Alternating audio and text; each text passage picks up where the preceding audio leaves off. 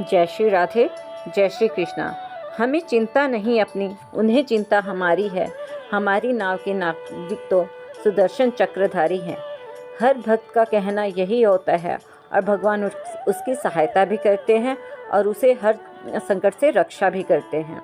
ऐसे ही एक भक्त थे महाराष्ट्र में केशव स्वामी, जो जानते थे कि भगवान नाम जपने से कलयुग के दोष दूर हो जाते हैं।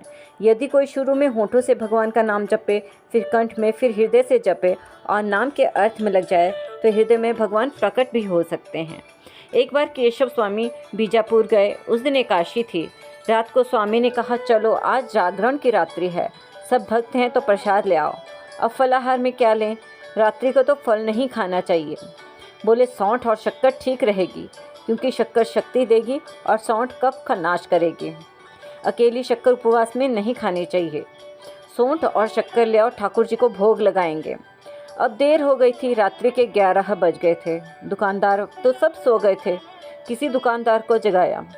लालटेन का ज़माना था। सौंठ के टुकड़े और वचनाक के टुकड़े एक जैसे लगे तो अंधेरे में दुकानदार ने सौंठ की बोरी के बदले वचनाक की बोरी में सौंठ समझकर 5 सेर वचनाक तौल दिया। अब वचनाक तो हलाहल जहर होता है। फोड़े फुंसी की औषधि बनाने वाले वैद्य उससे ले जाते। अंधेरे में शक्कर के साथ वचनाक पीसकर प्रसाद बना दिया गया और ठाकुर जी को भोग लगा दिया। ठाकुर जी ने देखा केशव स्वामी के सभी भक्त सुबह होते होते मर जाएंगे।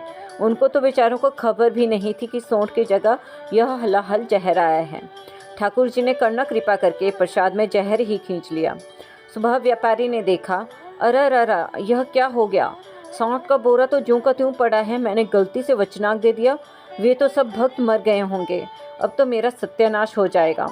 व्यापारी डर गया, दौड़ा आया और बोला, कल मैंने गलती से वचनाक तौल के दे दिया था, किसी ने खाया तो नहीं?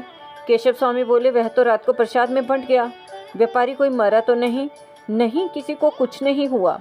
केशव स्वामी और इस व्यापारी ने मंदिर जाकर देखा तो ठाकुर जी के शरीर में विकृति आ गई थी। मूर्ति नीलवर्ण हो गई, एकदम विचित्र लग रही थी, मानो ठाकुर जी को जहर चढ़ गया हो। केशव स्वामी सारी बात समझ गए। बोले, अपने भाव के बल से यह जहर चूस लिया, लेकिन आप तो सर्वसमर्थ हैं। उतना के स्तनों से हलाहल जहर पी लिया, अब आप ज्यों के त्यों रहे। कालिया नाग के विष का असर भी नहीं हुआ, तो यह वचनाक का जहर आपके ऊपर क्यों असर कर रहा है? आप कृपा करिए और इस जहर के प्रभाव को हटा लीजिए और पूर्ववृत्त हो जाइए। इस प्रकार स्तुति की तो देखते ही देखते व्यापारी और भक्तों के सामने भगवान की मूर्ति पहले जैसी प्रकाशमयी तेजोमयी हो गई। समय कैसा भी हो, स्थिति कैसी भी हो, यदि भक्त के हृदय में भगवान विराजमान है तो भक्त का अहित कभी नहीं होने दे सकते। वह तो तेजोमय लीलाधारी भगवान अपने भक्तों की रक्षा हर प्रकार से करते हैं। तो बोलिए वृंदावन बिहारी लाल की जय। बरसाने वाली राधा रानी की